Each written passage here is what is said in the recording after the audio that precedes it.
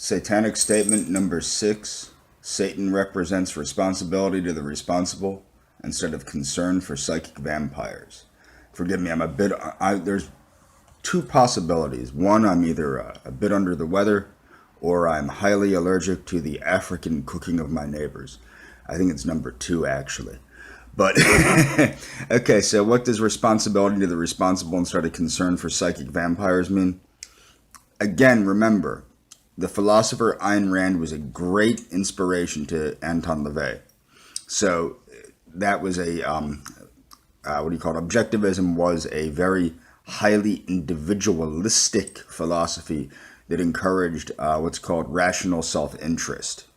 Okay, now psychic vampires, this is a very interesting and awesome concept that was pushed into the mainstream by Mr. LaVey.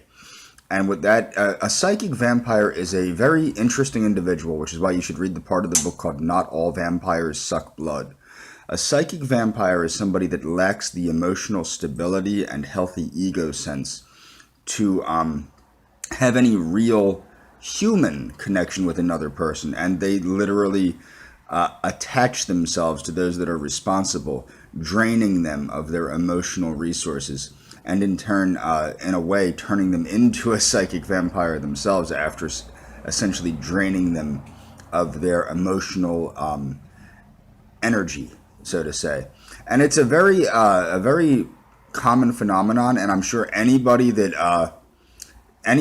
has been around has found one or more people like this in their lives. And LaVey tells you to, tell them to scat, scram, get out of here.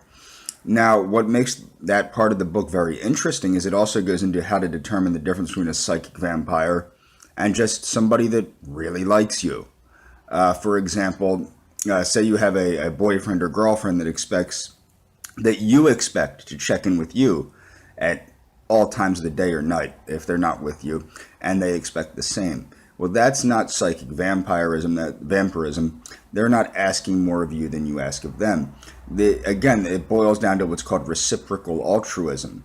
When you lack reciprocal altruism, or what's called symbiosis, and you get what's called a parasitic relationship, that's when it becomes psychic vampirism. The psychic vampire is a psychic and emotional parasite. Responsibility to the responsible, again, that's pretty obvious.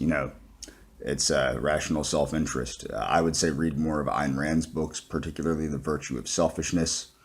And that's all I got to say on that.